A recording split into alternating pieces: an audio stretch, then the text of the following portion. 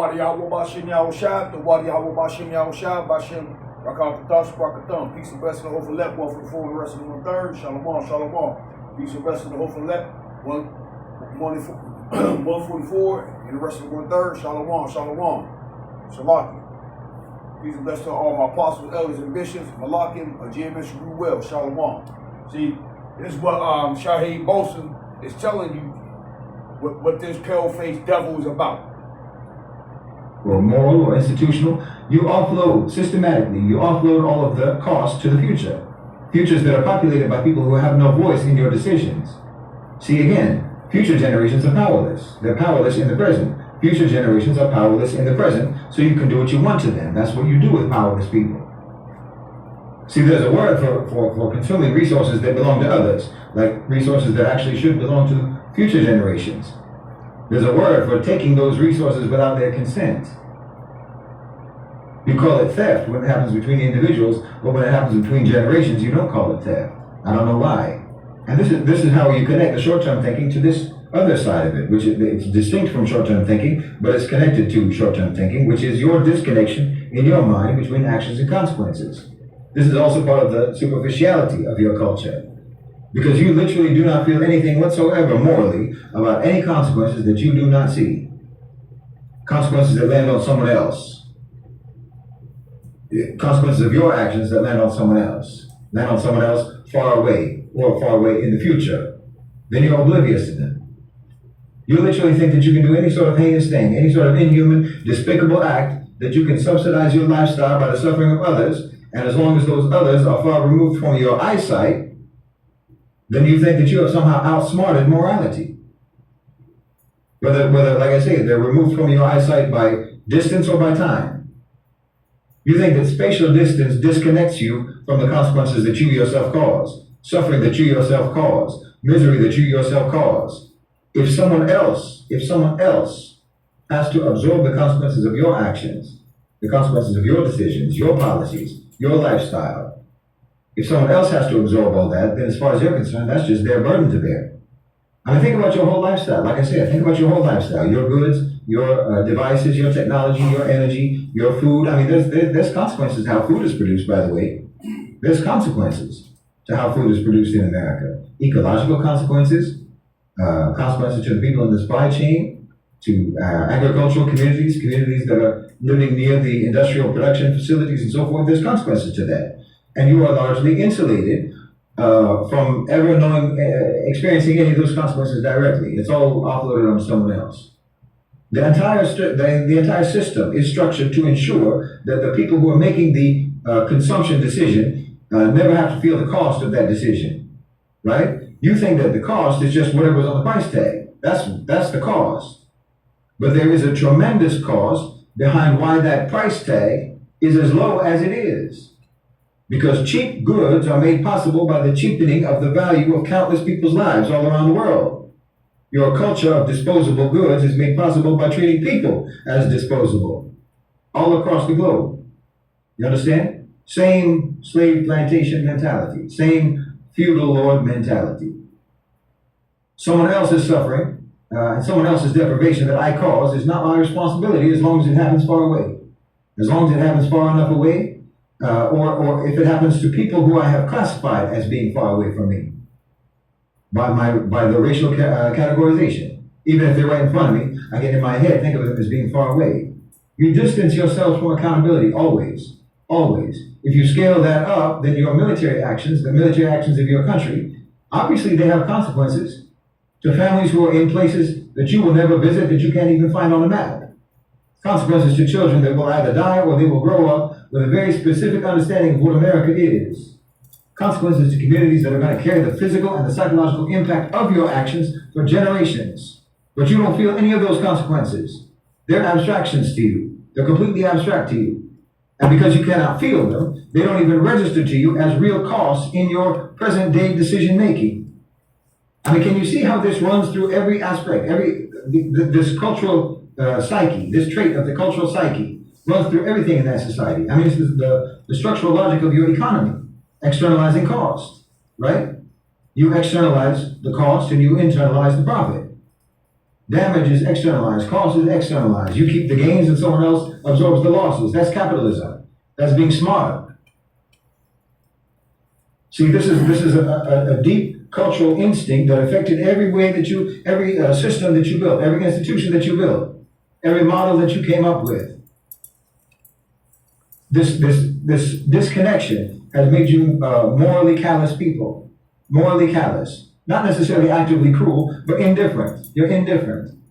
Most of you are not sadists, for the most part. You're not sadists. You don't enjoy the suffering of others necessarily, although there is a very pervasive undercurrent of that in the culture because of the obsession that you have with violence and coercion as the main representations of power and supremacy. So you do like hurting people. Many of you do genuinely like hurting people, but mostly, I think, you are people who have been culturally programmed to be oblivious to the fact that your choices produce suffering.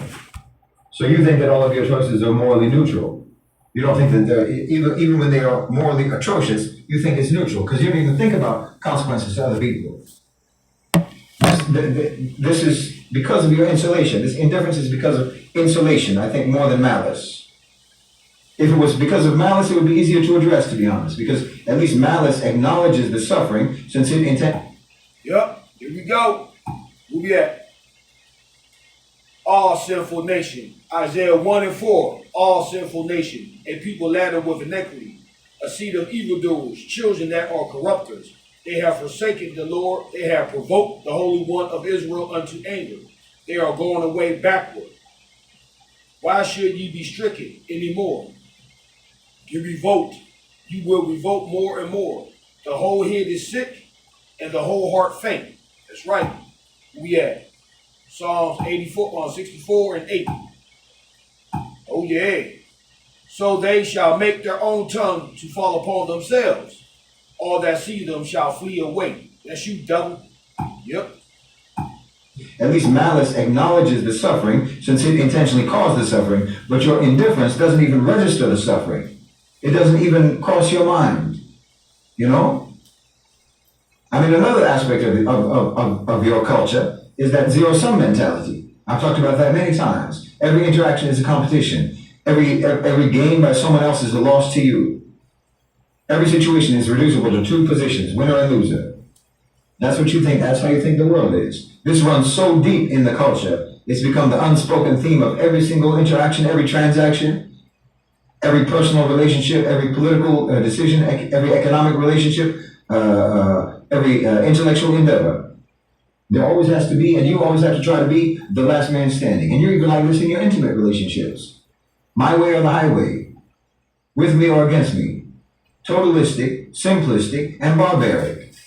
And catastrophic for the capacity to understand complexity. The world is not binary. Binary thinking, at its root, binary thinking is the thinking of a creature that needs to process threats rapidly. Friend or enemy, friend or foe, dangerous or not, chase or flee. This is a predatory animal. In a predatory animal, this is very efficient.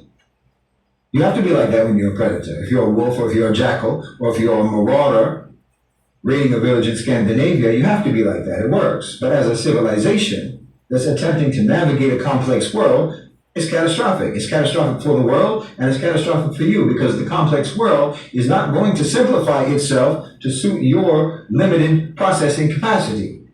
But like I say, you can't understand that. You're not capable of understanding that.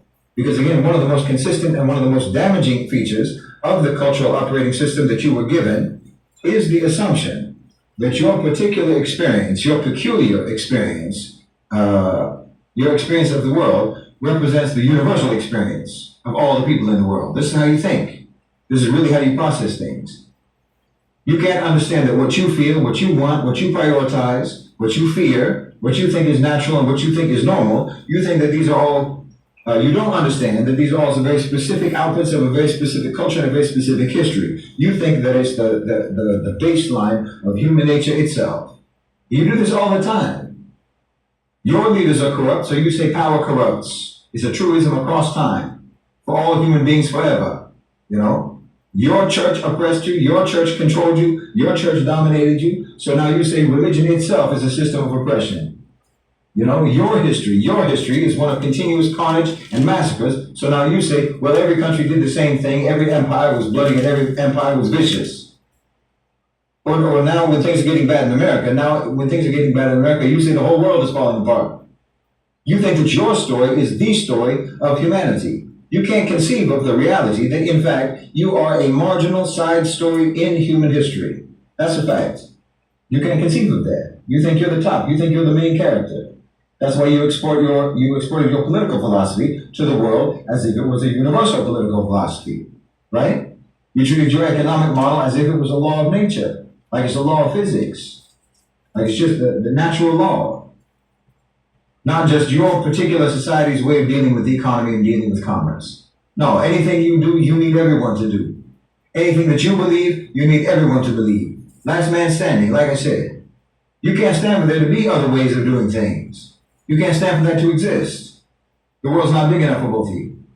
The only way that your ways can be validated is if everyone follows it and abandons whatever they were following before it. This is how you are.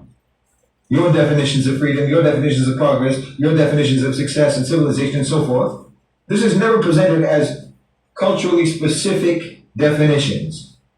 You treat it as universal truths, truisms, that every other culture should be assessed against and that they should comply with, because whatever we came up with, it's basically the same, it's equivalent to divine revelation.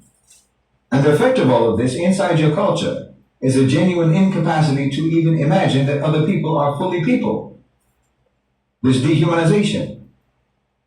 Other people's frameworks get viewed as inferior versions of yours, or less developed versions of yours.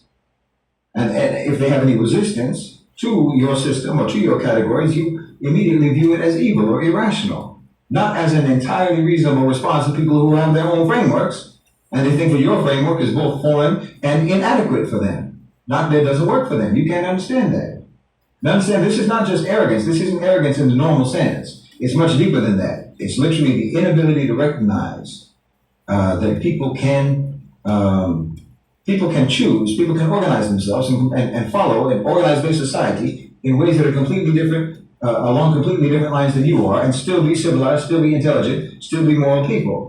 I mean, you can intellectually acknowledge that other cultures exist, but you can't genuinely feel or acknowledge them as equal or equally valid or as equally evolved. No, for you, different means worse, by definition. And you always feel entitled to judge, you always feel entitled to instruct them and to correct them and to civilize them, no matter how much they don't want your advice, no matter how much they don't want your interference. And in fact, the more they resist and oppose your interference, the more you take that as a proof that they need to be saved from themselves, that you need to civilize them. You never question at all whether you even have any idea whatsoever of what you're talking about. It never even occurs to you that you could be wrong. Because your whole framework is built on the axiom that you yourselves are the pinnacle of brilliance, the highest form, the most advanced society, the most advanced system for society, and everyone else's are basically just relics, undeveloped, primitive, and so forth, when in reality you have that completely backwards. You've got that completely backwards, and that's the truth. Now this narrow-mindedness that inevitably comes from an ignorant and unqualified sense of superiority also inevitably cripples any chance that you have of ever genuinely developing as a people. That's the great irony. That by being so stupidly convinced of your own superiority, you will never escape your own inferiority. You have a profound lack of imagination, which is one of the reasons why your foreign policy record is what it is and why you're a tourist have such a terrible reputation abroad. Because you can't understand anyone. By being so stupidly convinced of your own superiority, you will never escape your own inferiority. You have a profound lack of imagination, which is one of the reasons why your foreign policy record is what it is and why your tourists have such a terrible reputation abroad. Because you can't understand anyone. You can't understand anyone, so you can never learn from anyone. You can never genuinely conceive that people in other parts of the world might choose to organize their own preferences, their own societies, their own values, their own understanding of life in ways that are not exactly like you. You can't conceive of that. So you will constantly misread what they want. You'll misread what they fear. You'll misunderstand how they will respond to whatever you do to them. You project your image on everyone else, so you can never even know who anyone is. You understand? You think that the Chinese think like you. You think that the Africans think like you. You think that everyone wants what you want, and that everyone will do what you would do to get it. See, you're blinding yourselves by turning your own peculiarities into universal truisms about human nature, which means that you can never actually truly comprehend how other people genuinely think. Honestly, you can never read the room. You can never read the room properly. You can't read the room unless it's a house of mirrors. That's the truth. Until the next one, ball.